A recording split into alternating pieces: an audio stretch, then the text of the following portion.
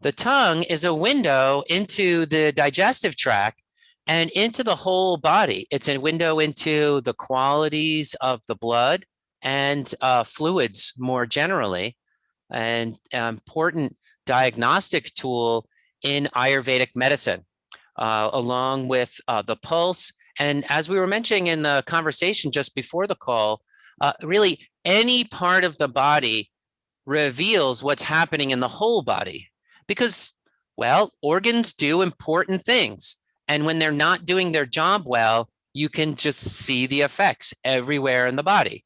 But we look to certain parts of the body for specific kinds of assessment. So we look to the white of the eyes and to the teeth to see impurities in the blood plasma. Because those tissues are white, if there's impurities, the color becomes off a little bit.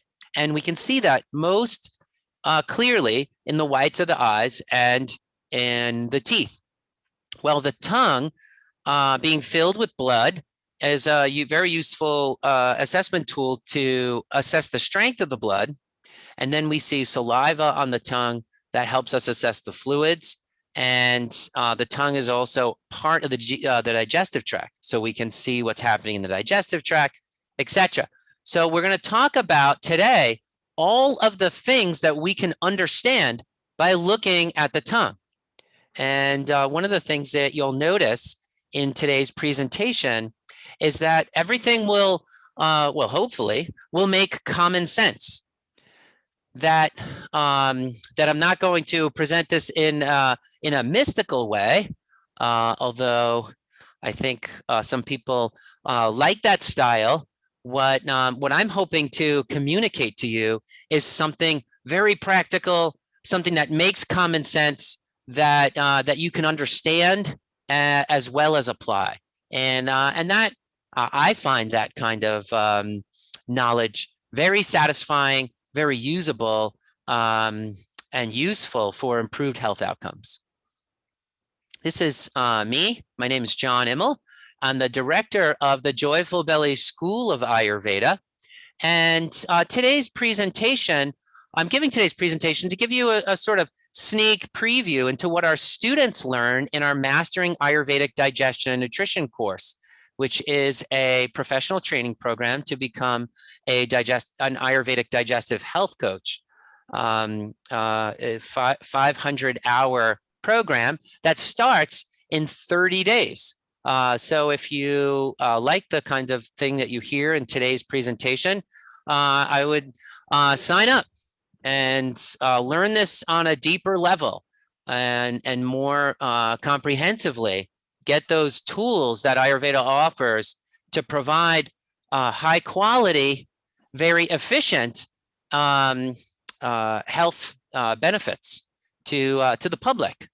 And you can be perhaps even the first person in your community to have that specialization and focus on Ayurvedic digestive health and wellness. Great. Again, in today's presentation, I'm hoping to make common sense. This is true for all of our courses. I'll have a clinical focus where we aim to make our students successful clinicians. That's our goal. Not how inspiring it is or anything like that. It's how can you use this to help people that you love, your family, your community, and make a difference in the world. That's what we are called to as physicians, is to discover how to help others in our community improve their quality of life and wellness. In our programs, we also have a heavy focus on pedagogy. Pedagogy is the art of teaching.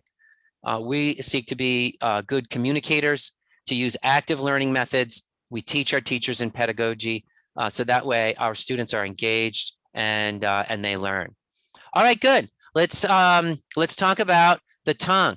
The tongue, being a visible part of the digestive tract, is a window into the GI tract. So what happens what happens in the digestive tract is reflected on the tongue. So if you have inflammation in your digestive tract, you're going to see changes on the tongue as a result. And also the reverse can be true too, that what you experience on your tongue, that is what your digestive tract will experience after you swallow. If you eat a chili pepper and that's pungent and irritating in your mouth, it's going to be pungent and irritating in your GI. And it's probably going to be pungent and irritating on the way out as well. So in some ways, looking at the tongue is like peering down a periscope into the submarine.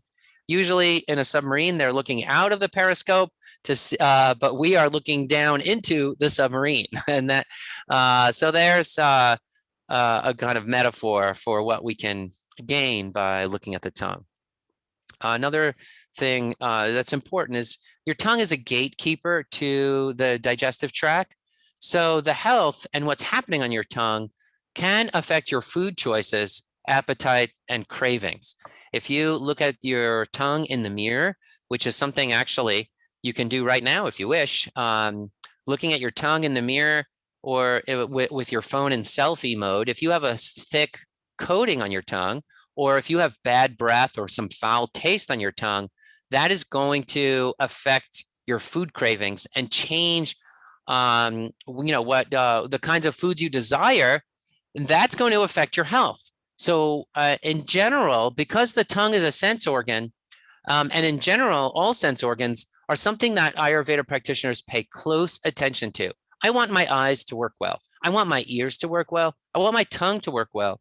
I want sense of touch to work well, my smell to work well, so that I can navigate reality. Those are my windows to reality. I want to have an excellent handle on reality and make good decisions as a result, not just in a haphazard manner. So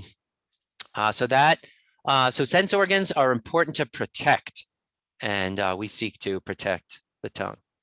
All right, the tongue in general shows subacute changes. If you take the pulse as a diagnostic tool, the pulse shows immediate changes, moment-to-moment changes. And that's good for some things, but not good for others. If a client comes into my office and they just drank a cup of coffee before coming into clinic, the pulse is not going to be a useful diagnostic tool, because really what I'm reading is the cup of coffee, not the client's health. Whereas if I look at the tongue, I'm going to get more subacute. What's been happening in the last 3 days? That is a little bit more reliable. Some parts of the body change very little over years and years together, like the size of a person's lips or the size of their hips. So when I use those signs to see their constitution, and independent of current disease condition. So each sign, you can almost say that each sign reveals a certain window of time, and the tongue is subacute. So I'm looking at the tongue to see what's been happening in the last week, maybe even 2 weeks, or maybe even 2 days. Some signs on the tongue are acute. Like if you suddenly get some red dots on your tongue, you could be coming down with a fever or a sickness, something along those lines. And so it's not that the tongue doesn't show acute conditions, but generally I'm looking at the tongue for subacute condition. Also here, I'm going to say that the tongue color is a little more chronic and the tongue body shape is more constitutional. So even on the tongue, there are different aspects that are long-term and some that are shorter term. And hopefully that makes sense, right? Your tongue shape is not going to change very quickly. It may change depending on your stage of life, though. So a person's tongue at 70, the shape of their tongue at 70 may not look the same as it was when they were 30, but we're talking about over 40 years there. All right. I'm going to say I think the tongue is easier to learn than the pulse, and a little bit less subjective, because you can't really take a picture of the pulse. It's a feeling thing, and so it's difficult to measure. The pulse is a little more difficult to measure. Yes, you can measure heart rate and other things like that, but you can take a picture of a person's tongue and circle what you see. And that makes it just a little more objective and a little less subjective than the pulse. So I find tongue assessment to be very valuable simply because you can take notes on it, take a picture, and you can communicate it to the client as well as to another colleague or clinician for review. Yeah, it's possible to analyze the tongue over the phone. Like you could show me your tongue with your camera on, and we can analyze it. Maybe that would be a fun thing to do after today's presentation. We can analyze some tongues, and you could do it over the phone. So that's great. You can't take the pulse over the phone. So there are some, advantages to tongue assessment. Tongue will show, I said before, tongue shows the strength of the blood and really the strength of your Agni. If you look at the tongue, you can see a lot about a person's metabolism. Agni is the Ayurvedic word for metabolism, your fire. And so I could see the strength of a person's metabolism, the amount of heat in their system by looking at the tongue. Since the tongue is a muscle, it can be used to show the client's strength as well. All right. The tongue is less affected by short-term nervousness. Again, that's part of its subacute. All right. So what are our goals, learning outcomes for today's presentation? There's 3 levels of awareness to a practitioner. The first is if a practitioner knows everything about the client, they can assess a part of the body. But the other, in the other direction, is a more advanced level where, given a square inch of the body, can I tell you what's happening in the rest of the body, right? That's the other direction. So given the whole body, can you know the square inch? Level 1. Given a square inch, can you know the whole body? That's level 2.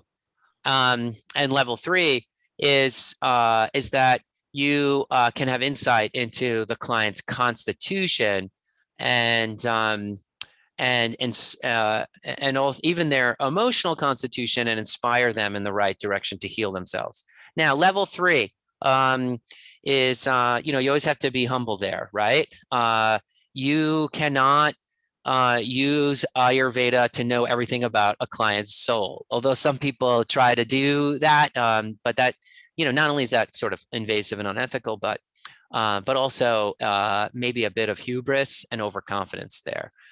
So we don't make too many assumptions, but some basic patterns we can see. All right. We also, I'm going to jump forward here. Okay, good. A quick anatomy of the tongue. We have a picture of the tongue here, and you can see there's different papilla on the tongue, these little bumps on the tongue, different kinds. Sometimes people will look and they'll see really big ones in the back of their tongue. That's normal. Don't think of that as like if you have a big bump in the back of your tongue, you're not dying. It's not cancer. It's not a blister. It's different forms of papillae and very normal. And then you see the taste buds are sort of in these little crevices in the tongues. The actual little taste buds are sort of right down in here in this crevice. Interesting thing how coronavirus destroys taste and smell. And so, a little more important to learn about this these days. Some papilla don't actually have taste buds on them. They just make the tongue rough so that the tongue can cleanse the mouth. After I ate a medjool date yesterday, and I noticed that my teeth had like a sweet film over them. And I'm like, that's probably cavity causing. And I'm sure if there's a dentist on the call today, they can confirm that. So I just spent some time rubbing my tongue against my teeth to clean them off until I could get to brush my teeth and use some floss. So that roughness, and you see that in cats. Cats have a super rough tongue and they use it to clean their body. When we approach the tongue, we're going to approach in a layered approach. This is how I do all of the assessments of any part of the body at Joyful Belly, which is I always go outside in and top down, right? So, so I'm going to be looking around the tongue, starting from the top, and going to the bottom. And then I go from outside to the inside. So I'm going to first look at the surface and then or fluids on the surface, then the surface of the tongue, then the body of the tongue. Yeah. And that slide is actually a good slide showing all the different parts of in the upper area of the, you could say, the respiratory tract / digestive tract. Take a look at all these things we're going to look at when we look at the tongue. If I am sitting with a client and I'm observing their tongue, I'm not just looking at their tongue. I'm looking at all of these things, looking at their breath, the skin around the lips, the mouth and back of the throat, the teeth, saliva, coating of the tongue, surface of the tongue, underside of the tongue body color, tongue body shape, swelling and musculature, and the engagement of the tongue. Is their tongue jittery and tense, or is it lax and loose? And I'm going to be looking at energy levels of the tongue, metabolism, amount of water or dampness in the fluids, strength, tissue quality generally, toxicity, etc. I'm looking at many different aspects when I'm looking at the tongue. And it's this sort of fine-tuned observation that makes Ayurveda very effective at what we do. Let me do a quick check on the chat, see if there's anything that I need to look at here. Okay, good. No, looks like everyone's able to hear and know. Nothing crazy happening in the chat. Yeah, there's a little black windows on the right side. Those are simply me monitoring participants and making sure there's no trouble with the slides or whatever. Okay. I just want to point out conditions for accurate assessment. If you are looking at a person's tongue in different rooms of the house, or in one place one day, another place the next day, you have to sort of account for the changes in lighting. So the tongue will look different depending upon the light bulb that's in the lamp and also where you are in the room because of the lighting situation. So make sure the tongue will also look very different after you've eaten a meal versus before you've eaten a meal, or if you've recently scraped your tongue. When you go to a practitioner, don't scrape your tongue or eat anything for at least a few hours before the appointment so that your practitioner can get an accurate view of your tongue. Sucking on a sweet can make a particular area of the tongue red. Drinking coffee or eating food with turmeric or even eating beets can change the color of the tongue. So you want to discount that. Like if you just had beets for breakfast, I don't know who eats beets for breakfast, but if you did and you were looking at your tongue right now, you'd be like, wow, I have a red tongue. My blood is really aggravated. And then we would say, no, it's just that you ate a beet. Okay. Here's what a normal tongue looks like. What we see here is a healthy pink color with a little bit of redness at the tip. No aggravated dots on the tongue. The tongue up here looks moist, not too much coating. You see there's a little bit of coating in the back. That's good. So this person isn't deficient. You know, it's not the perfect tongue. There's a little bit of paleness in the center. It's slightly pale in the center. And you could see a little bit of deflation in the back of the tongue here. So I wouldn't call this a perfect tongue, but pretty close to perfect. There are no cracks on the surface. I mean, if my tongue looked this good, I would be very satisfied, right? This is very hard to have a tongue that looks this good at, after 40 years old. So breath should have no smell. Lips should be red to pink. These lips could be a little pale here. I'm noticing a little pale there, so maybe slight anemia. There should be no sores. There should be no yellow color in the throat or yellow coating. The teeth should be white like a pearl, not gray or yellowish.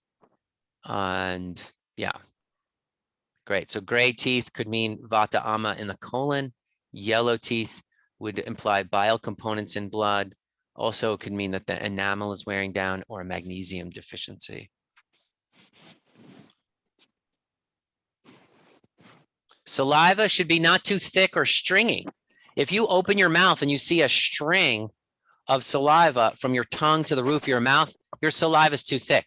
You might need to drink a little more water and also reduce blood sugar, fats, and proteins with lighter meals. So yeah, if you eat a heavy meal, your saliva thickens. If you see bubbles in the saliva on the surface of your tongue, like if you stick out your tongue and there's a little bit of saliva there and has bubbles in it, that means your saliva is thick, and you want to thin it out just a little bit. The coating, you should have a nickel-sized thin coating in the back of your tongue. If you have no coating, that implies a bit of deficiency. Sometimes with young, heavy drinkers, I notice that there's no coating, and that's because the alcohol has created so much heat that it burns off the coating. And that I think is a sign of excess heat in that case. In other cases, it's a sign of deficiency.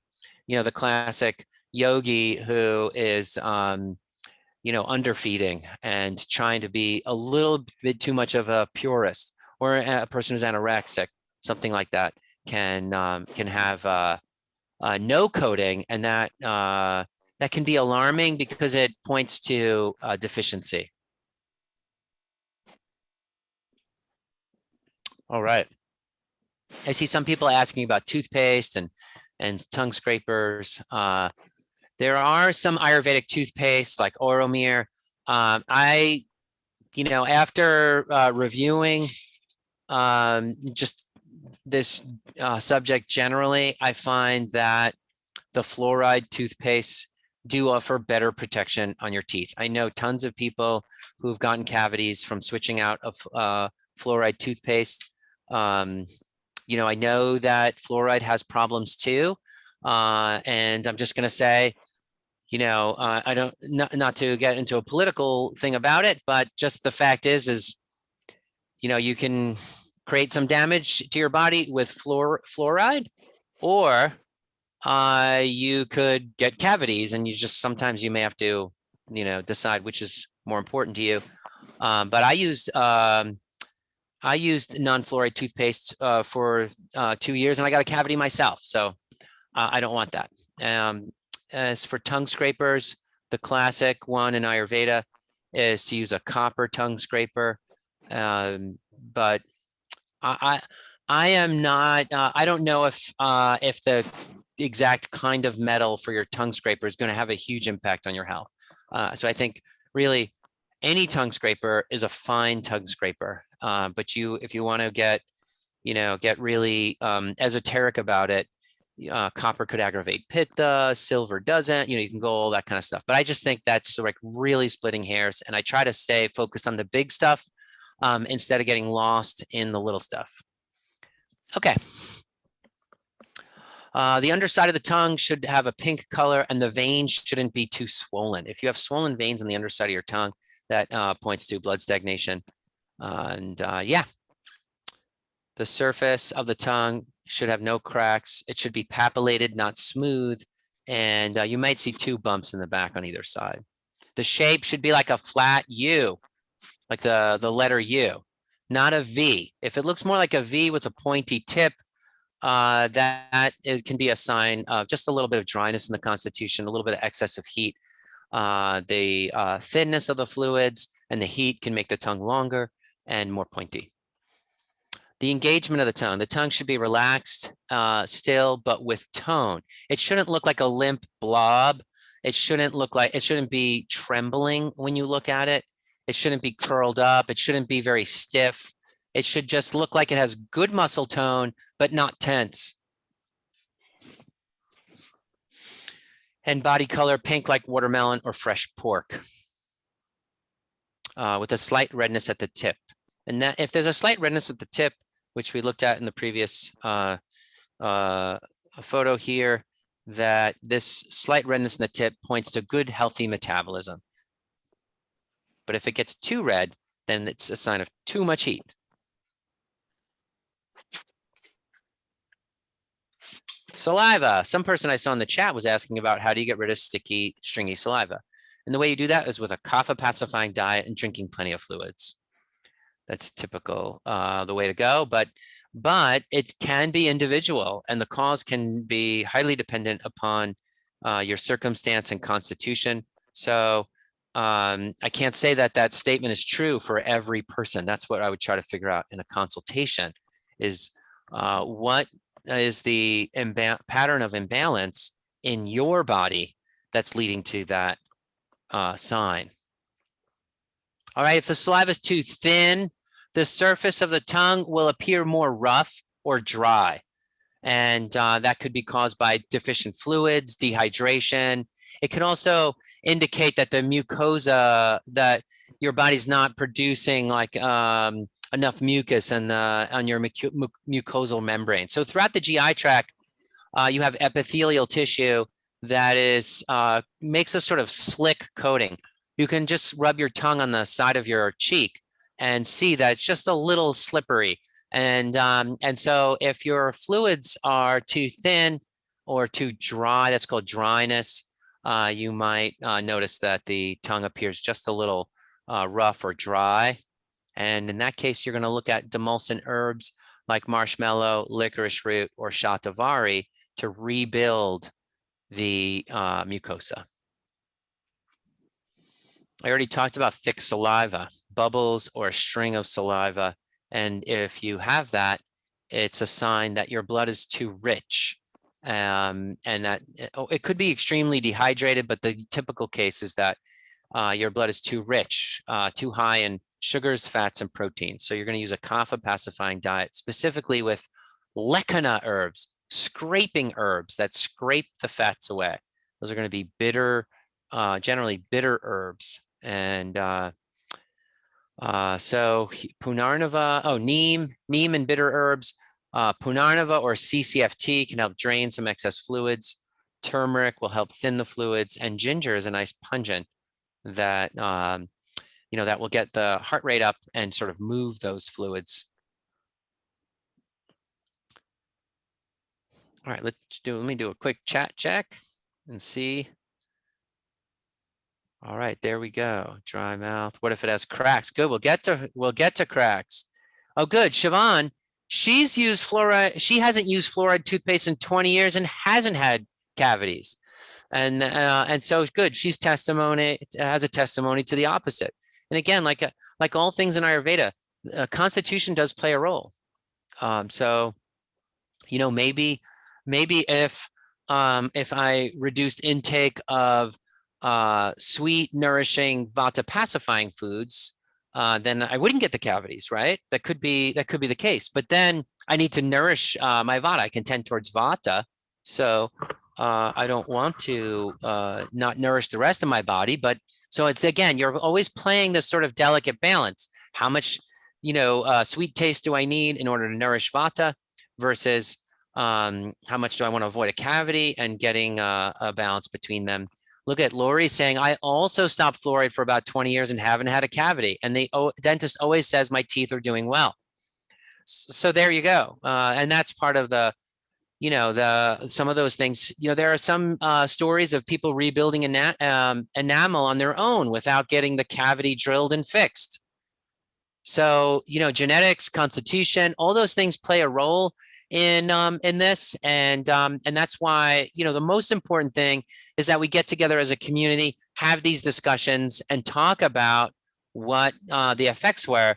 And then what if Lori was in the same room as me, or we had a little more time? What we would do is I would analyze her constitution and compare it to my own, and then we would figure out, okay, who can do it this way, or what do I need to do? Was it that my blood was too sweet or too much, or was it almond toxicity or something? We would just figure it out, and then we would know who can drop the fluoride, or who could change their diet and then drop the fluoride and achieve, less chemicals in their body, kind of thing, right? So good. And then Holly's saying she didn't have cavities her whole life until she got a gut infection, and then her teeth has suffered a lot since then. Yeah. Yeah, so changing conditions in the gut have changed conditions in the mouth. Yeah. All right, so coating. Coating refers to the material, but not the saliva that is stuck on the surface of the tongue. So the coating isn't something that is part of your tongue, but on top of your tongue. And tongue coating generally shows how much ama is on your tongue, toxicity, as well as, I put the word excess here, and what I mean is excess dampness. I think that Chinese medical term dampness is a good term to describe this. But when kapha, there's too much kapha in the blood, and the blood becomes rich with fats, proteins, and sugars, then it becomes attractive to yeast and candida, which start to grow in the tongue. And then as they die, their carcasses literally form a coating on the tongue. And you can see that as a sort of gray coating on the tongue, sometimes a white coating. And yeah, and by candida, I don't just mean a single species, but just generally bacteria, fungi, and yeast. And that bacteria, fungi, and yeast, as they die, just leave a coating. If you've ever made a homemade fermented, like made homemade wine or something like that, or homemade beer, you can see that at the bottom of the fermenting jar, there's something called trub.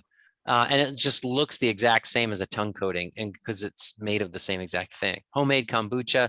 Does homemade kombucha have a trub? I haven't made homemade kombucha in a bit, so I can't remember if it has a trub. It has that mother in it, but I don't know about the trub. So let's see. Yeah, you can scrape it off with a tongue scraper. And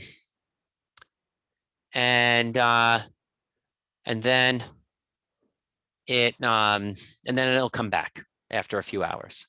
So a nickel-sized coating in the back of the tongue is best. The foundation, as I mentioned, of the tongue coating comes from the sweetness of your blood plasma, and too much coating is a sign of ama. So this would be too much coating. A large portion of the tongue is coated, and in fact, this is a white coating on the surface of a tongue of an otherwise vata type tongue. Like this is a thin, not too puffy tongue, and you could see from the lips and just the face in general that this is a more Vata Pitta person. Usually if a Vata person has a coating on their tongue, it's more gray. So this is a bit, actually it could be a bit of an unusual tongue. I'd like to know, I wish I knew more about this person's constitution. So if it's white, there's not a lot of, it's still dead bacteria, but there's not a lot of toxins mixed in with it. And that's just a sign of dampness in the blood plasma. But if you have constipation or lots of gas and bloating, then there's going to be lots of toxins that bacteria in your gut are producing that will get into your bloodstream and color this coating gray. So a thick, large white coating is kapha ama, but here's a gray coating. You see here that this coating is also thick. Sorry, the photo's a little blurry there. This coating's also thick, but it's very gray. So I would expect, when I saw this level of grayness, I would expect that this client has either some kidney problem where they're not able to efficiently urinate out their toxins, or I would expect that this person has a lot of gas and bloating, so there's a lot of toxic buildup from the colon.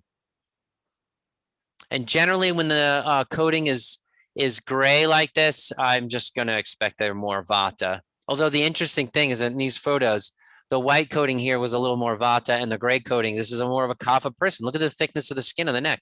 We know that this is a little bit more of a kapha constitution.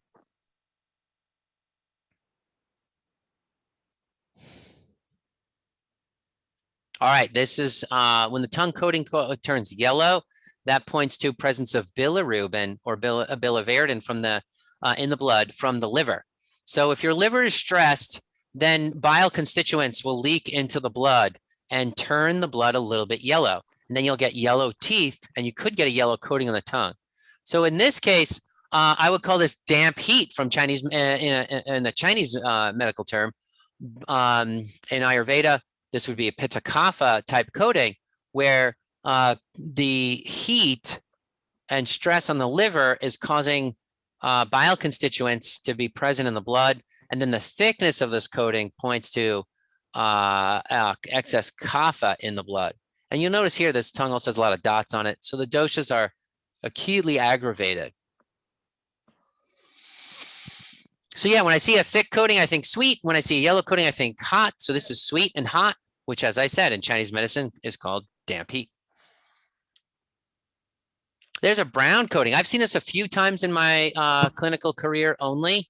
Maybe I could say 5 times or something like that. And that sometimes, smoking tobacco or drinking coffee can make the tongue a little bit brown. But but when you see like a tarry brown color on this, on the tongue, you know that the liver has been strongly attacked.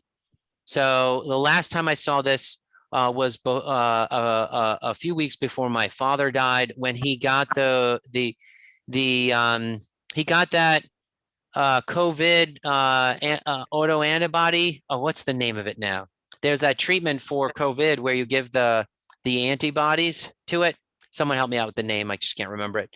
And he got that, and it just, within hours, he had like 106 fever, and became delirious, and had a strong, thick, tarry black or brown coating on the tongue like this. And we worked to bring the fever down, and it was very acute and passed somewhat quickly within a few hours. I've also seen this after a woman giving birth, like 2 hours after birth. The monoclonal antibodies. Thank you, Kevin. That's what I was looking for. A few hours after giving birth, the woman's tongue turned like a black brownish tar, and then a few hours later it was gone again.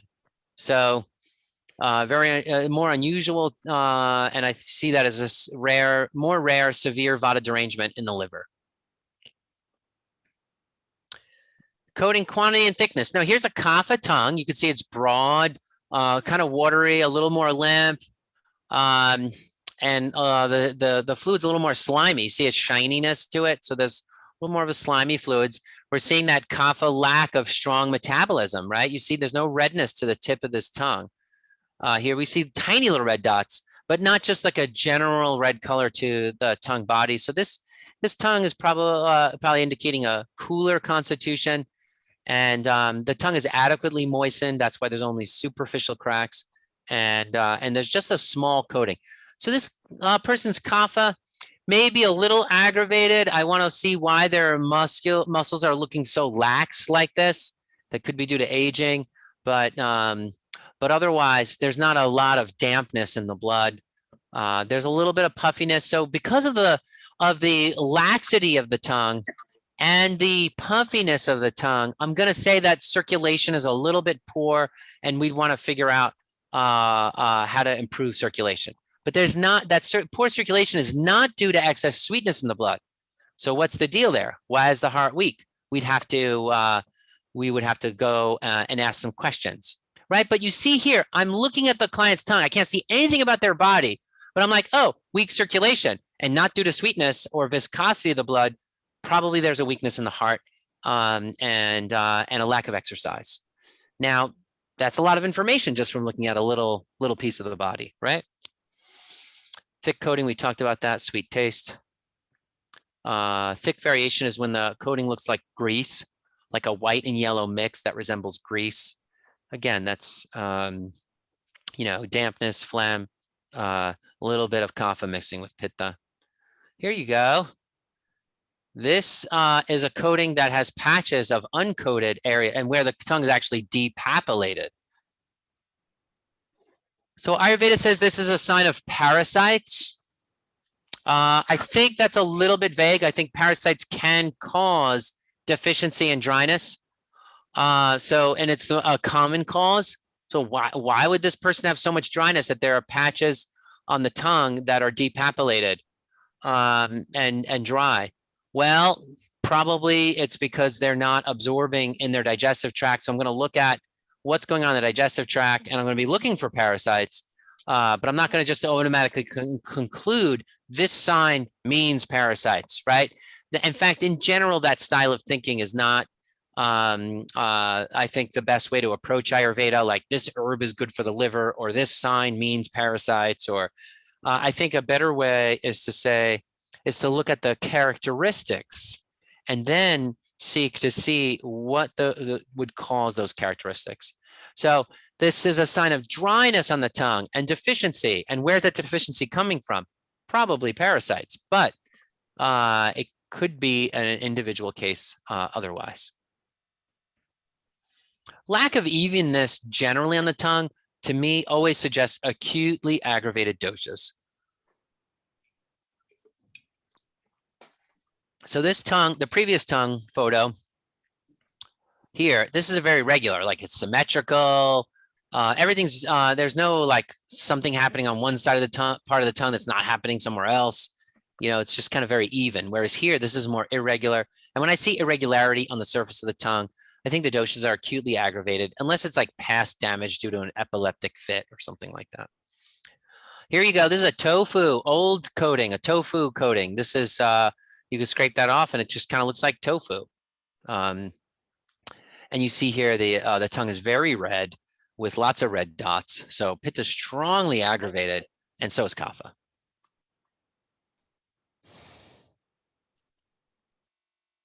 This is a tongue with no coating, right? You can see this tongue looks a little dry, a little deflated, and there's no coating. You can't really see the back of the tongue well, but sorry for that. But this just looks like a tongue with no coating, and that to me is deficient. Look, it almost looks like the tongue has wrinkles on it.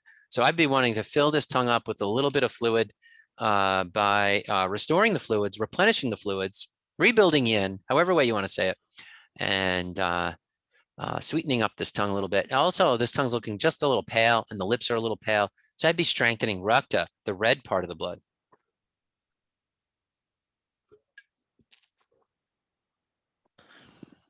When a person has heat and no coating, it's like a shooting star, that sort of bright flame that soon burns off, leaving deficiency in its wake. So I've seen that, as I said earlier, that sometimes young alcoholics will have a lot of brightness in their constitution because the heat from the alcohol. So you see a sparkle in their eye, and you'll see no coating and all that kind of stuff. And then within a few years, the body just exhausts out, and you start to see all kinds of deficiency and burnt out signs. So, all right, here is a tongue that's very, very red. You notice it has deep cracks too. This very red tongue points to a strong heat condition that's burning up the fluid. So you see there's no coating and a lot of heat. All right, let's turn our attention to the surface of the tongue. And I hope you're all learning a lot from what we're discussing so far and getting some window and insight into the tongue. All right, surface of the tongue. It's normal to have some lumps in the back of the tongue and some fine red dots at the tip, but that shouldn't be an excess. This tongue, you can see, is there's several things I could say about this tongue. Well, first of all, it's very lax. Like, this person doesn't even have a strong enough agni to like push their tongue out of their mouth. They're like, that's too much effort. So I'm just gonna let the tip out, right? And you could see also the laxity just in the musculature of the face and stuff like that. That it's just, this person does not have a lot of oomph. I'd be rebuilding their oomph here. And then you see the swollen scallops on the edge of the tongue.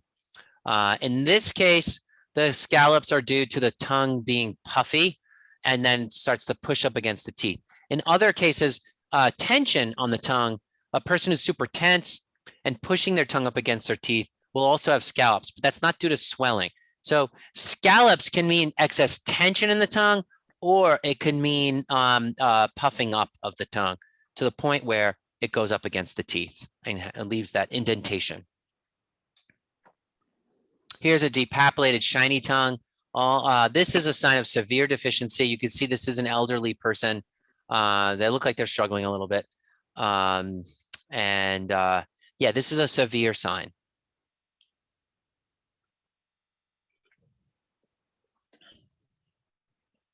The tongue is not being nourished. If it's pale, there's blood deficiency. If it's red, there's deficiency of fluids with heat. And deep red with depapillation could be a terminally ill client. So I don't know if this client's terminally ill, but this sort of like, this is a severe sign. Okay, bright red spots, raised dots, or also called thorns on the tongue. The bigger and the redder and the more the bigger in number and the bigger in size and the more red or the more raised points to more heat. Typically a person, a day or two before they get sick starts to get a little irritable. They might get some aches and pains in their joints. And that's just prodromal signs of a disease coming on. And another one of those signs is you're starting to get red dots on the tongue. And then that can increase during the acute feverish stage. And then they'll die back down as the fever subsides.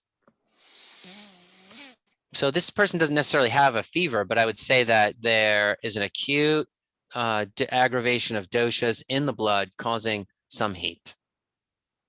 Acute heat gives a fresh red color. And if no longer red, the illness may have passed, but the spots may linger for a few days. So you see spots on the client's tongue, but they look more purplish and not quite as fiery red. And you're like, oh, were you sick a few days ago? That kind of thing.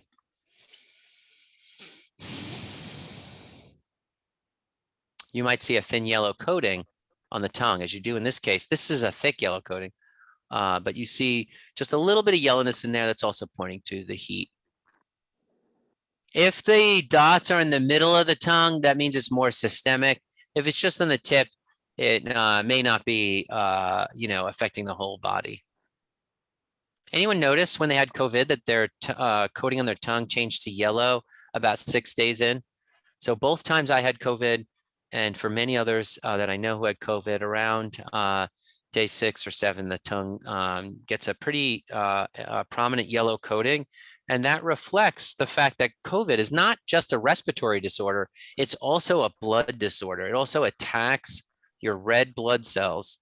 And so 2 ways that it attacks oxygen transport and delivery: by attacking the lungs, by attacking the red blood cells, and all of that substantially reduces Agni and makes the client very weak. And that's why older people tend to die more of coronavirus than younger folks, because they don't have the strong Agni to withstand the attack on the red blood cells and general oxygen delivery to the tissues.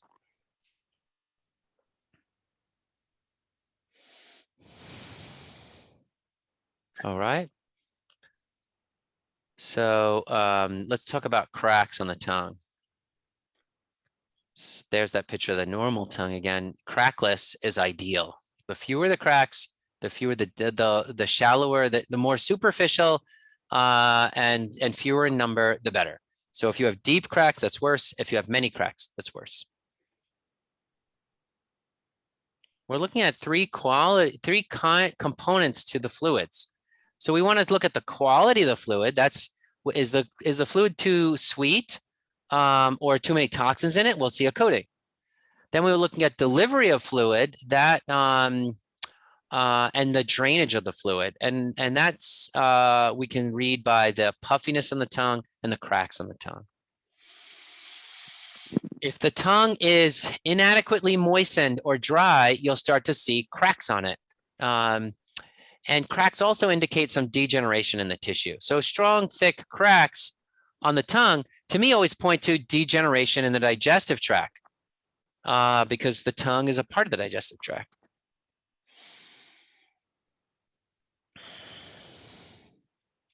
If there is a degeneration in tissue, which I would call a loss of ojas, or the tongue is getting dry, somehow due to some weakness or deficiency, the tongue is losing substance and kind of deflating a little bit.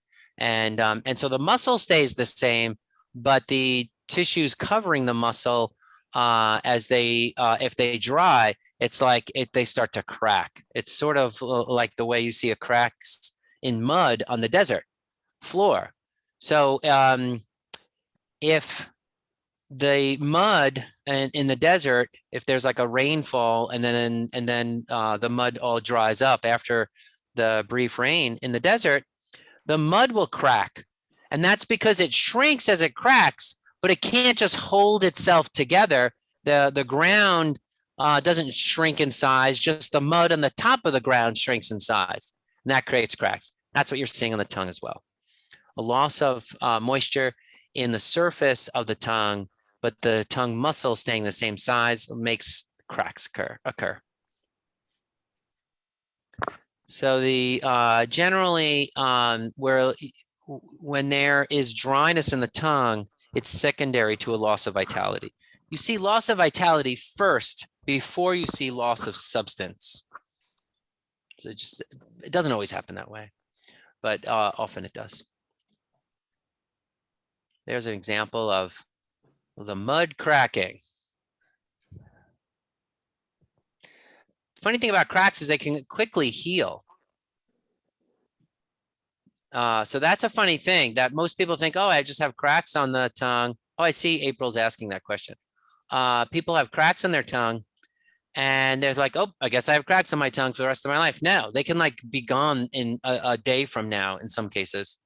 I'm not to say that, you know, there's some magic food you can eat that would make them go away. But I have seen many cases where a person stops doing something that's really hurting them, and like 3 days later, their cracks are gone. So, and cracks can get bigger too. So you can look at your cracks every day, and that's a little bit of a sign of like, how am I doing? I rate cracks by first, second, and third degree. So first degree is single small superficial crack.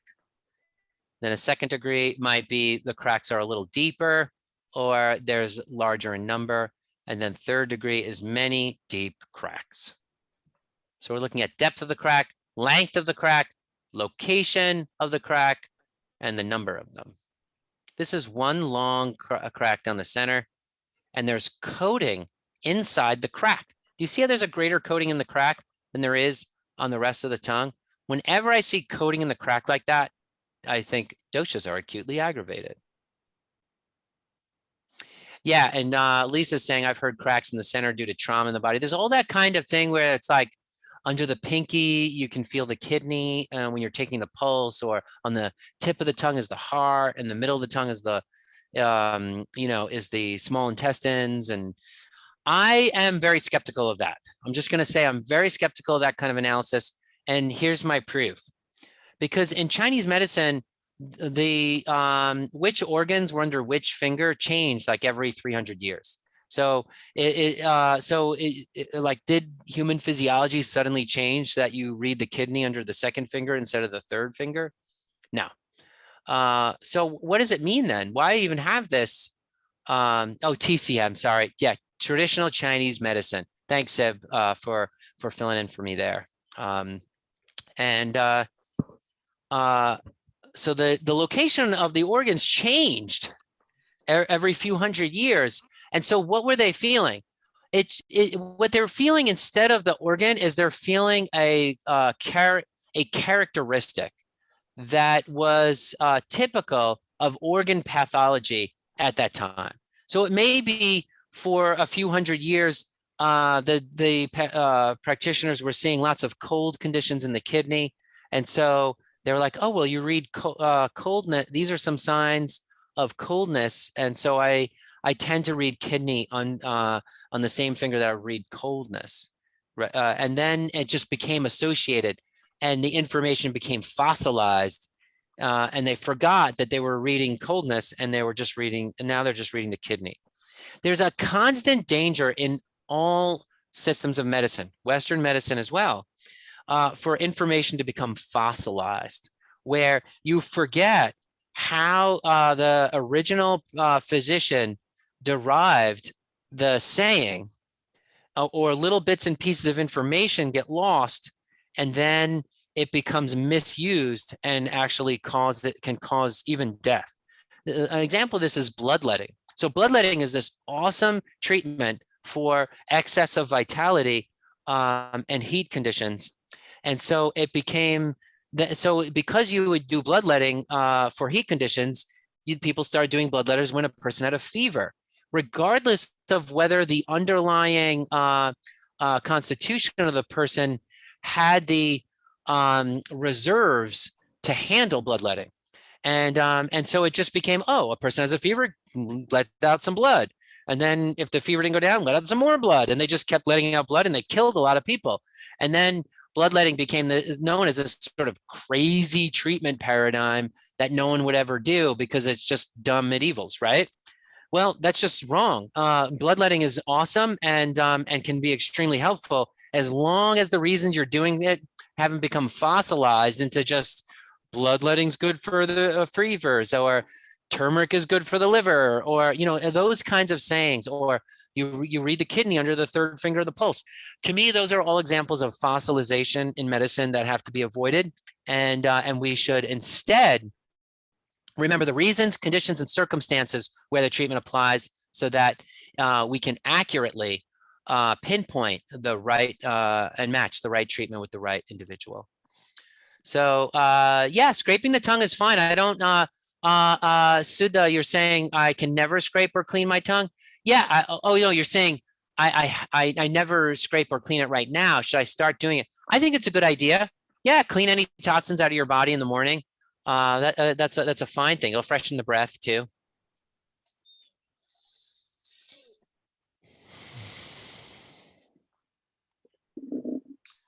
So there's that whole idea that location of cracks corresponds to specific kinds of disorders and specific organs.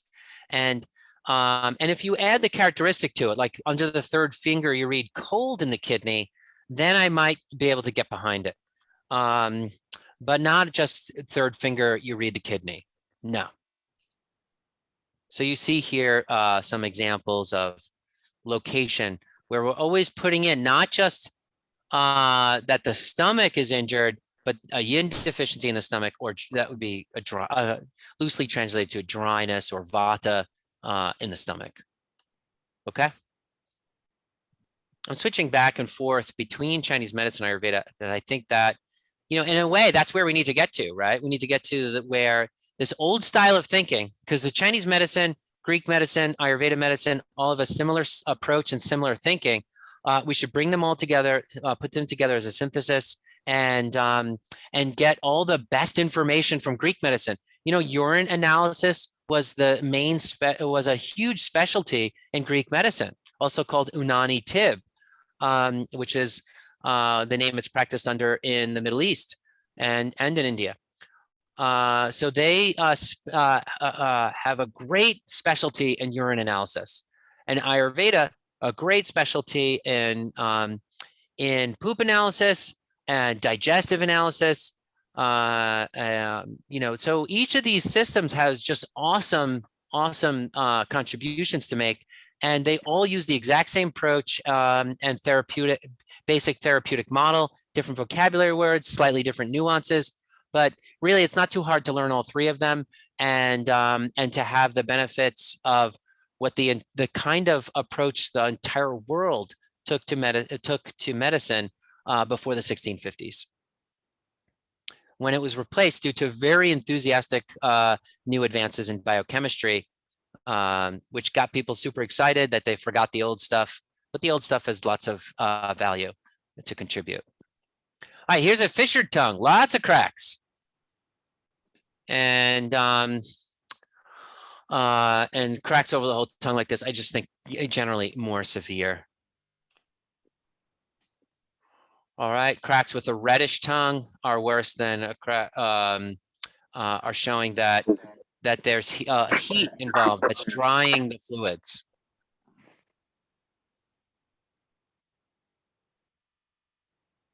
There is a tendency for dryness and heat to go together. So you'll see that tendency towards cracks and a redder tongue to go together. Ooh, this is cracks with coldness. So we see here the red part of the blood is deficient. Rakta is deficient. Deep red with cracks. Heat burning up all the fluids. You can also see cracks on the tongue, especially on the edges. When a person has epilepsy and bites their tongue, they could shred the edges of the tongue, and that should not be interpreted as dryness. All right, look at tongue shape here. Tongue shape. If the tongue is swollen, we already mentioned that. That means there's a buildup of fluids. It generally points to low strength, lack of bala. Bala is the word for strength in Sanskrit. The Agni is too weak. The metabolism is too weak, and so there's just a buildup of fluids. The Agni is too weak to circulate the fluids. It can also be a sign of inflammation in a person's body, that fluids are, there's just systemic inflammation can cause a swelling of the tongue. All right. If the tongue is very thick, that's a more muscular tongue. If it's a very thin, small tongue, that implies more vata, less muscle. So you can, you don't need to look at the tongue to see a person's muscles. You can just look at their arms and their legs and their chest, but the tongue also corresponds. This is a deflated tongue. This tongue just looks deflated. It looks like it was once a full, satisfied tongue, and now it's become deflated with age. You can see, like, you can almost like see the muscles underneath the surface of the tongue here, and so, we'd like to see this tongue in full bloom.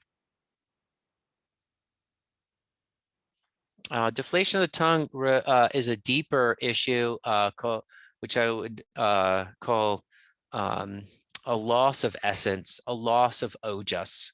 So it's not just the person has no oomph today, but they're more in a condition of debility where their inherent strength of their whole constitution has been strongly depleted.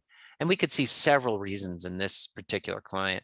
One, their blood is very deficient, right? Look at how anemic this lip looks, and the tongue itself is extremely pale. I'd be rebuilding blood for this client as well as trying to moisten them. There you go, a long, narrow V-shaped tongue. This is not the U, but the V-shaped tongue.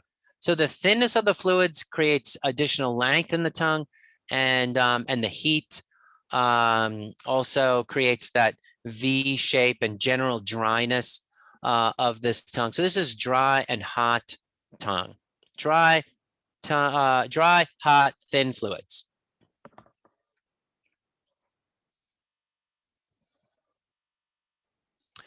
Short tongue, if the client's tongue looks really short, it's just because they're not really sticking out their tongue. I mean, it could be that the tongue body is actually short, that's high kapha, or if they are not sticking their tongue out very far because they're just like almost too tired to do that, it points to debility. It can be also extreme dryness here, but this tongue does not look very dry. The lips look very cold here. The tongue in general looks very cold. There's gray coatings. This is gas and bloating in a cold constitution with some deflation of the tongue. And you can see, look at the teeth. There's an example of grayness in the teeth. You see how these teeth do not look white? The teeth clearly show the level of toxins in the blood. I'd be cleaning out this client's colon. All right, a very pointy tip is heat drying up the tongue, drying up the fluids. Let's look at tongue body color. We've already discussed this for the most part. This is a slimy cold tongue. You see here that the fluids are a little thick and the tongue is a little swollen and also very pale. So blood is deficient and there's a buildup of dampness or kapha amma in the blood. Another pale tongue. This cold signs build this person's blood. Pale and swollen. So the Agni is weak, not circulating fluids well. And so the tongue is pale and swollen. Red is associated with heat and pitta. We've talked about this a little bit. A B vitamin deficiency can also make the tongue more red, just so you know. Look how thin this tongue is. See, this tongue is very thin. We talked about thin tongues being more dry also. So sometimes the tongue will be more narrow. Sometimes it just will be a thin tongue where the the length between the top of the tongue and the bottom of the tongue is very thin.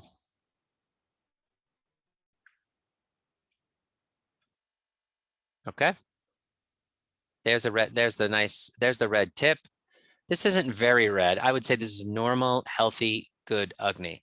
But if there's no redness in the tip, then Agni is not good. If it's very bright red, too high, this is a purple color. A purple color means that the blood has been deoxygenated. So like your veins are purple and your arteries are bright red. And so if the tongue is like a healthy red color, that means there's a lot of oxygen in the blood, which is why arteries are red. If the blood becomes deoxygenated, it looks more like the veins, and which are more purplish or bluish.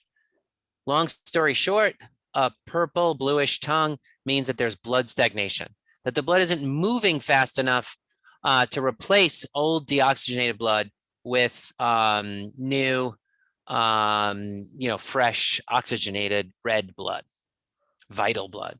Okay, there are many reasons why you can get blood stagnation. A bruise, if you have a blunt trauma to an area of your body, you could break some blood vessels under the skin, and then the blood leaks out of the blood vessel into the tissues. And then as that blood becomes deoxygenated, it turns purple and you see a bruise on your leg or your arm, right?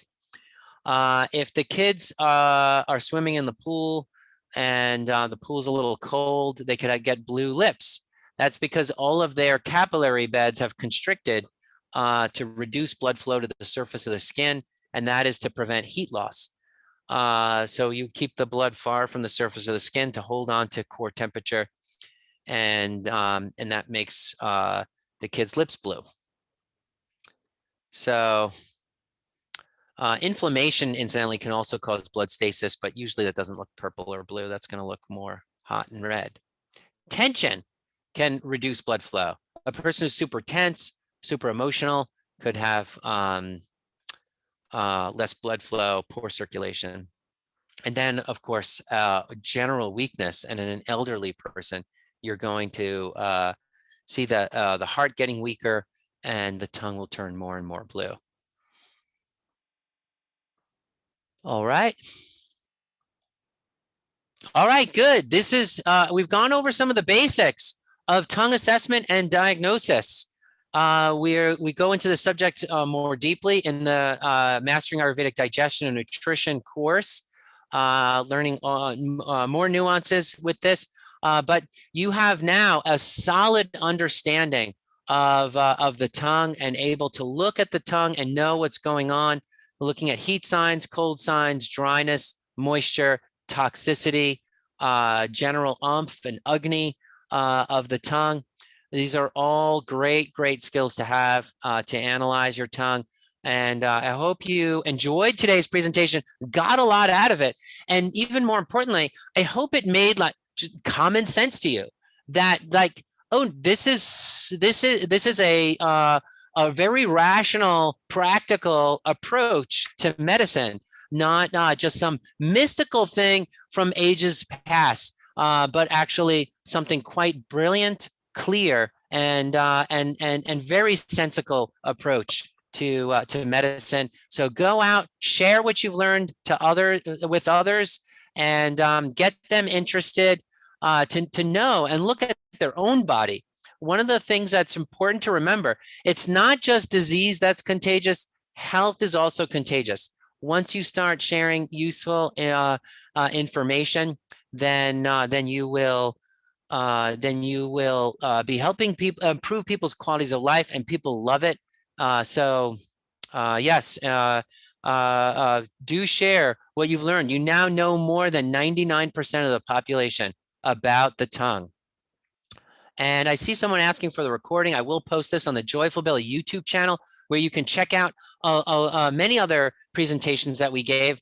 2 weeks ago, we gave a face assessment presentation. Go check that out. In July, I gave a presentation on happiness. Check that out, the medieval study of happiness in the West. which I think there's just a huge tradition of that, and a lot of discoveries waiting to be plumbed there. And then in the spring, we did dandelion and some specific herbs. Check them out. I also gave some recent presentations on reproductive hormones and herbs for reproductive hormones. So check those out as well. Great to have you here today, everyone. And I will take questions from anyone who wants to stick around. You can ask me not just about the tongue, but really anything about Ayurveda or about the courses. The registration is coming up for our courses. If you liked what you learned today, this is what you're going to get. So come on board.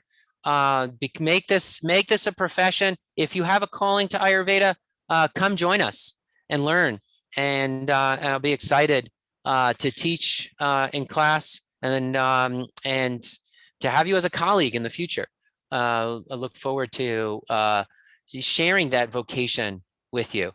We run our courses once a year, so you can still register for the health counselor course and the herb course that started last week. We will let you in as a late registration. So jump in, and we will get you started. I'm happy to talk with anyone, by the way, about the courses. If you have questions about the courses, it's a big decision. It's a challenging course, clinically oriented, fascinating. Text me on my cell phone. I just put in the chat, 828-785-8213.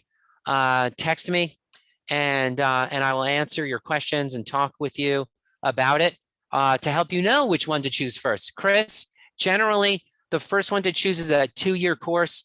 That's going to establish your broad foundation in the entire study of Ayurveda. We do let students who want to specialize in the digestion course or who have some prior health and wellness background and want to know more about herbs into the herb course. So we do make exceptions. If you are super passionate about digestion or herbs, we'll let you in. But we've got to talk about it. So text me for if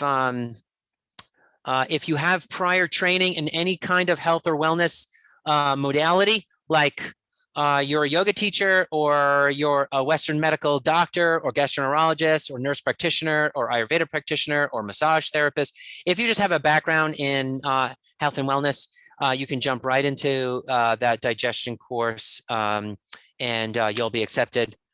So go ahead and do it if you like. But like I said, the courses are challenging. They're made for busy people, but they are challenging. If you want to talk about it, call me. I'm also going to do a course intro, and I'll announce that on our newsletter coming up.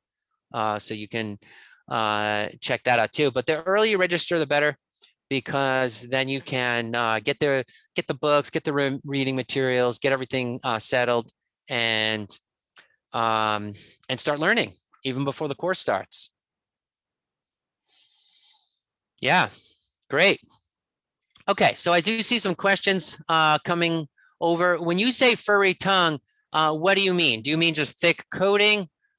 Or do you mean that there's lots of those red dots that have turned into thorns? Tell me what you mean by a furry tongue coating, Ness, if you could. Barco, which oil do you recommend for oil pulling according to different doshas? Well, sesame oil is the classic one that could be a little bit hot for Pitta. So you could try something like olive oil, which is a little bit more of a tridoshic oil as your for oil pulling. But generally, people use sesame oil. You could use sunflower oil for Pitta too, or even coconut oil. Coconut oil is antimicrobial, so that would be a good one for Pitta too. This time of year, Pitta is aggravated because we've had heat all summer, and now with the fall, we have dryness. So when you have dry heat, it aggravates, they kind of like feed each other. So typically this time of year, people's health can be a little bit less stable with that all that dryness and heat sort of causing a positive, sort of each of having a negative or worsening effect on the other. So yeah, that coconut oil may help. But you really, it's not gonna the oil pulling is not gonna strongly affect your dosha one way or the other. What you eat will, and your lifestyle and behavior will, but not the the 30 seconds of oil pulling generally won't have a huge effect on your dosha. But sure, use the right oil for your dosha. That's better. Can I post a link to the digestion course? Yeah, if you go to joyfulbelly.com and hold on one second here. Joyfulbelly.com, and let me just sign out of my account here. This is what you'll see on the website. You go to wellness courses, Master Ayurvedic Digestion and Nutrition, 500-hour certification program. If you register within the next 3 days, I'll give you a $500 scholarship to the course. That's a discount off the tuition. It's a full year course for $4,499. With the $500 discount, it'll be $3,999 for you. So take advantage of that. If you want to take this course, take advantage of that by registering in the next 3 days. Get that $500 scholarship. But yeah, this is where you go under wellness courses, Master Ayurveda Digestion Nutrition, and then click the blue button, register now, and you will and you could join us, and we'll study together. Great. Great. Is it possible to be dual dosha, 50-50, says asks Maria? Yes, absolutely. Absolutely. First of all, everyone has all three doshas. Kapha is the dosha of growth. Vata is the dosha of really of stimulation, and Pitta is the dosha of heat. Well, everyone has some level of stimulation, growth, and heat, right? If you didn't have any growth at all, you wouldn't exist. And if you're a person who doesn't have any vata is a person who doesn't have a nervous system, and that person's not alive, right? So yeah, everyone has all three doshas. Sutta, I do teach. I do consultations, but typically I do the consultations as part of teachings. So students will bring their clients into class, and I will review the case. Sometimes the student will be the client, and some cases I'll take a prospective student as a client. But generally, my clinical practice is focused on my students' clients. Chris, I'm Vata because of big stressors in my life. Yeah, and that causes weight gain. Totally. That's typical. The people who gain a lot of weight aren't typically there's that sort of stereotype that overweight person's a couch potato. That's just wrong. Like most of the overweight clients I've had were overweight because they were stressed out. Sangeeta says, I wake up with a headache and body ache. What should I do? Well, I don't really know the whole picture, Sangeeta.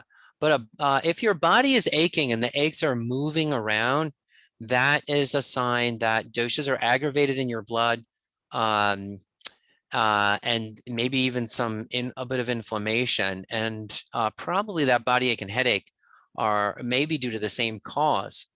It could be a tension headache or a spasmodic blood vessel that is responding to the changes in blood conditions that are all the same thing creating the ache.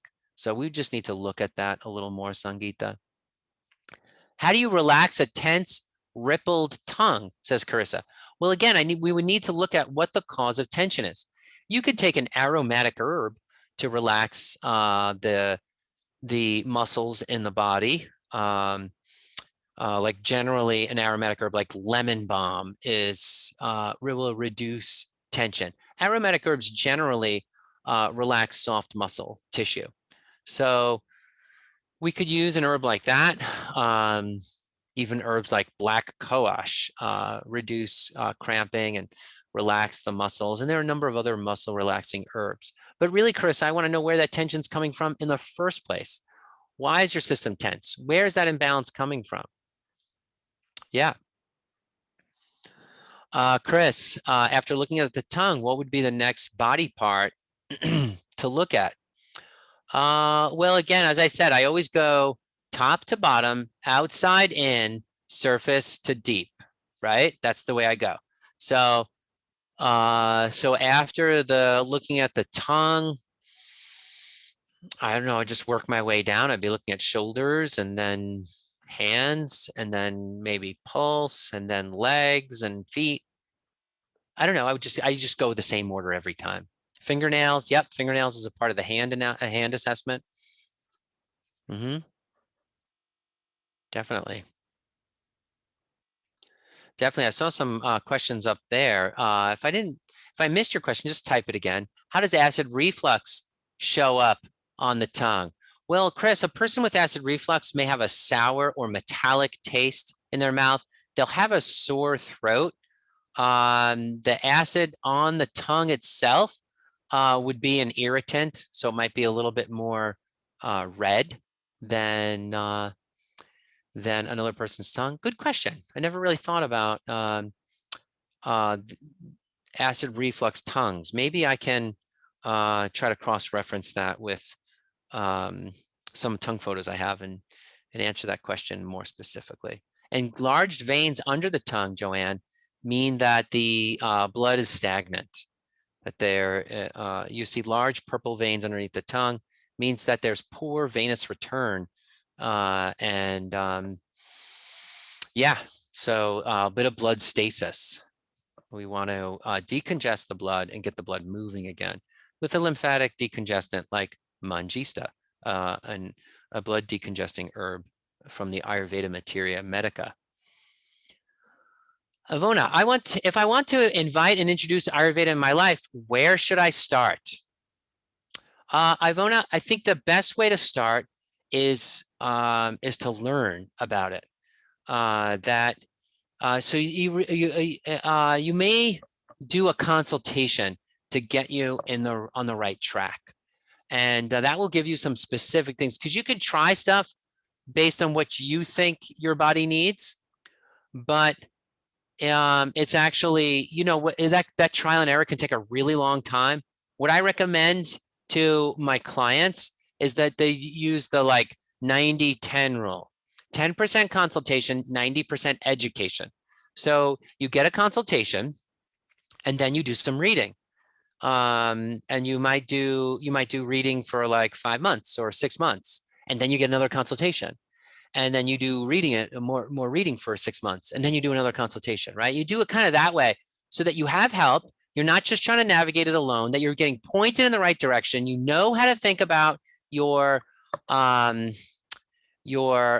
constitution, and that way you're not just barking up the wrong tree, making mistakes, that kind of thing. Yeah, Sangeeta, I do online consultations, but as I said, typically I do that with students, prospective students, or the students' clients is most of my clinical practice. Arlene is saying, what herbs or supplements are recommended for a white coating with crack in the middle? So white coating, I don't know how thick it is, but thick white coating is a sign of dampness, and a crack is a sign of dryness. So those are conflicting signs. So Arlene, you're absolutely right. I would need more information because you have a dryness sign and a moisture sign happening at the same time. So what would I guess? Coating is going to be acute. Crack is going to be a little bit more chronic. So I would just, and I love to, as Ayurveda practitioners, we have to hone our guesses. So if I guess and I'm wrong, I'm still very happy because I'm honing my instincts, right? I'm not going to, if I guess wrong, that's not going to cause a mistake in the consultation, because I never just rely on one sign. I look at the tongue and I see all the signs on the tongue. And then when I take the pulse, I'm like, hey, do those signs correlate? Then I ask the client lots of questions, and then I find out I'm wrong, right? And then and by the end of the consultation, I'm not wrong, I'm right. And then the client gets an accurate result. But I want to be guessing along the way, almost like Sherlock Holmes in a detective case. You're going to guess and get some hunches, and you're going to follow up on them and correct your guess. So in Arlene's case, I'm going to call the crack more chronic, the white coating more acute. I'm going to guess that she has more vata in her constitution with some ama. Maybe there's some gas and bloating. That's just going to be my guess. And I may be wrong, maybe right. I don't know. All right, for Kava Pitta, what is the ideal tongue? A Kava Pitta tongue is going to have ample heat, and it's going to be like a strong looking tongue. Generally, Kava Pitta people have strong constitutions. It's really an ideal constitution for many ways. If there was such a thing as an ideal constitution, I think Kava Pitta is a quite sturdy, healthy, vigorous constitution. Of course, if it's that constitution's out of balance, then that's not ideal at all. But yeah, so a Kava Pitta tongue is just going to look, a balanced Kava Pitta tongue is going to look wide, thick, with decent muscle tone. And if they're imbalanced, then you may start to see like a sort of thick yellow coating in the back. Anna, you said you have a normal coating, but small cracks in the middle part of the beginning of the tongue that stays the same for many years. Yeah, so it's natural as you age to get small superficial cracks start to appear in the middle of the tongue. You're probably pretty healthy, Anna. If you were a 13-year-old with that, then I would look into it more. Oh, Ivona, you live in Charleston and you have family in Asheville. Oh, great. Great. Yeah. So my consultations are generally online only because we focus on the school. I don't maintain or run a clinic office. Do I cover the business end in any of our courses? Absolutely. When our students graduate from the 2-year course, their business is already set up and running. Part of the course is creating your entire clinic, clinic. So we have we give you an online clinic in our courses, and then you set it up for your practice. And you will be designing presentations for the public as a part of your homework in the course. You'll give presentations to the public. You'll design all your marketing materials. We'll help you design those marketing materials. You'll be charging clients while you are in the course. And so you will you'll have all your legal forms, everything. So basically, to start your practice when you graduate, you simply continue doing what you were doing in the course, and you're in business, you're running. So yeah, so yes, we do that, and we tell you about effective strategies and all kinds of things. How do you answer questions in the dosha quiz if you know your body has changed? Great questions, Chris. I see you've asked a number of great questions. Basically, you try to answer what is relevant now. So if you had some severe condition for many years in your life in the past, click on it. But otherwise, if you if you suspect that may be involved at all, click on it with your current pathology. But generally, you want to pick conditions that are relevant to today in your body. Does the certification apply or recognized for Canadians? Well, Andrea, the certification is not, Ayurveda is not recognized in the United States or Canada. So, what does that mean? It means it's legal in both countries. So it's an unlicensed profession, and unlicensed professions are legal to practice. Now, that you can't encroach on the scope of practice of another licensed profession, however. So in other words, Ayurveda has techniques for surgery. You can't, just because Ayurveda is legal, start doing surgery on clients. Because that's regulated by the scope of practice of a surgeon, a licensed surgeon. But otherwise, other than things that are prohibited due to other licenses, you can practice Ayurveda. So the legal status of Ayurveda is basically equivalent to a health coach in both countries, the United States and Canada. And And so yeah, that you would practice under the same guidelines and rules. All right, Carissa, do you recommend the 2-year first and follow the others? That's I think that's the best way to build the foundation, Carissa.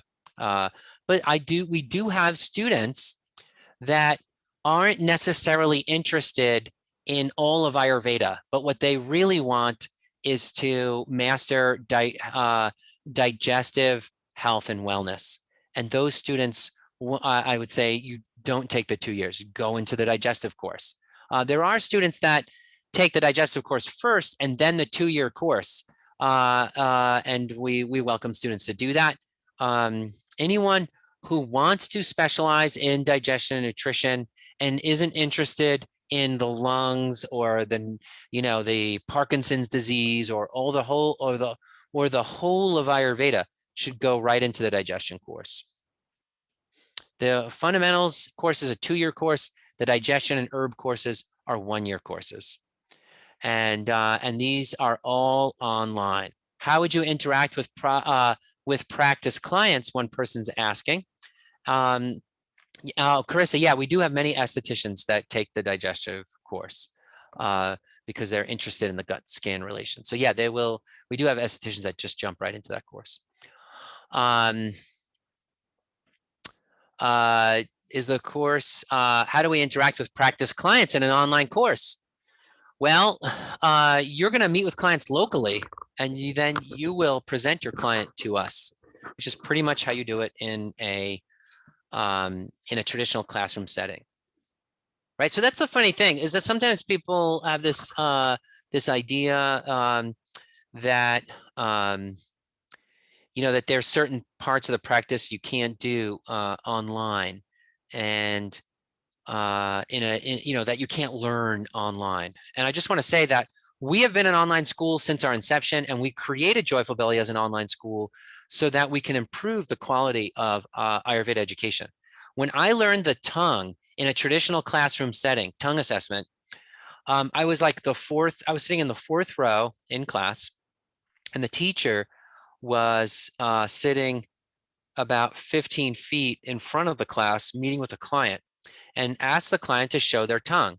And I could tell that when the client showed the teacher the tongue, I could tell the client had a tongue, but that was it, because I was, 4 rows back, 15 feet from the first row. The teacher was sitting 15 feet from the first row. I was like 40 feet from the client.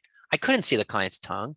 So when we teach the tongue, we will take a picture of the tongue, show it on the screen, and you will see a bigger picture of the tongue than you could see if you had your eye in the client's, your eye looking at the client's tongue, right? Because in fact, even when I meet with clients in person, I will take a picture of their tongue and show it on the screen, because then they can see their own tongue. So it's modern science proves that these multimedia tools that we can offer online have much greater outcomes in learning. And so it's not that something's lost in online education, it's that something is gained in online education, not to mention accessibility and reduced costs. So yeah, so you're going to take photos of your client and take your client notes. You're going to present it to us, which is exactly what I had to do when I was in a traditional classroom. It's the exact same process.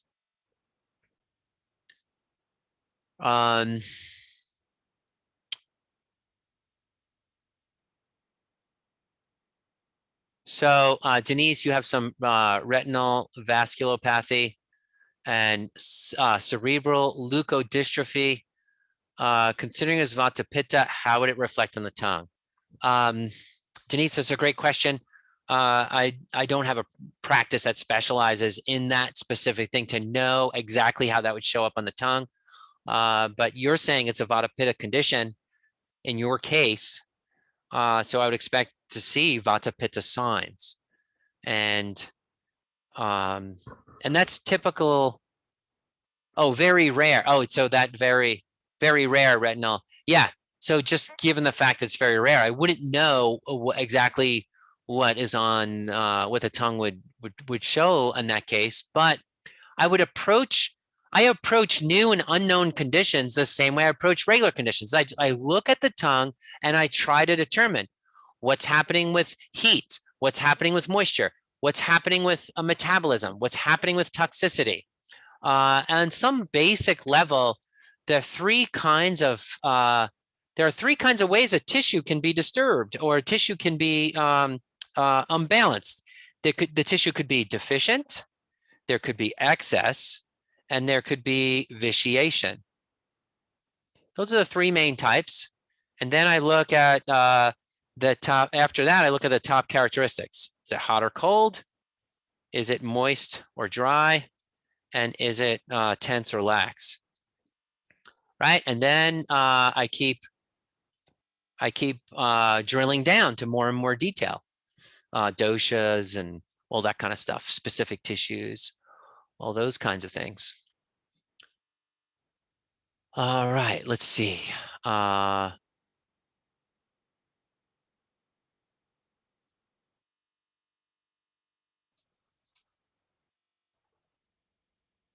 right, I see someone that was a little sick. It came into the presentation a little late, and I'll put the recording on the YouTube channel so that you get that. All right, great, good. So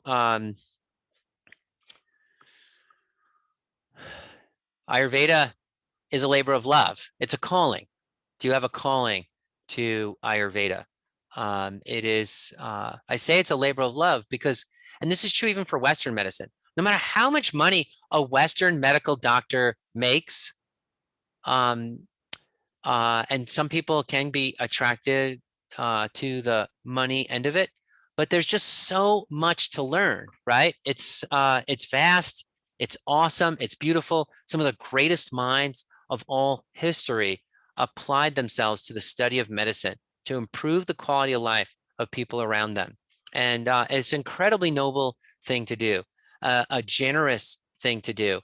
And there's no amount of money that could sustain the passion to know all we need to know about medicine in a person who doesn't have that calling, right? But if you have that calling, it's an endless fountain of generosity, an endless fountain of passion to learn about the body and penetrate these mysteries and penetrate them to the point where you can make it easy for others to learn them.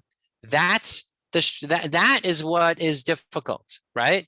Is to take all of this complex information and deliver it in such a way that 120 people on a call, that's how many people were here today, 120 people on a call can walk away feeling like, oh yeah, I got that. I understood that. That's our goal, that they can use it. And it is fascinating, but not fascinating in the sense of mystifying or some mystical wonder. No, it is clear and beautiful in its clarity, and that is what we're seeking. That is how we approach teaching at our school. And I see some of the students from the school on the call. Great to have you here, and I look forward. To teaching and working with you in our course. For me, in my journey to Ayurveda, I first wanted nothing to do with it. I wanted absolutely nothing to do with it. I loved food and I loved cooking. And I didn't want some, prescriptive diet, to encroach upon my artistic expression as a chef, right? So when I first heard about Ayurveda, it was when I was studying herbalism, and I was just like, yeah, that's, another one of those crazy dieting paradigms, right? And I just didn't want to have some artificial restriction. And then, of course, people kept talking about Ayurveda, and at some point, I realized that it wasn't that Ayurveda was imposing some strict diet on my body, but that Ayurveda was enlightening me to the natural ways that food works, and how Ayurveda's approach to cravings were also just like the natural way cravings work. And so instead of suddenly I realized that Ayurveda, it's not that it was restrictive, it was just teaching me how things are. And I recognized it for what it was, which is something that would enhance my creativity, that would make the people that I cooked for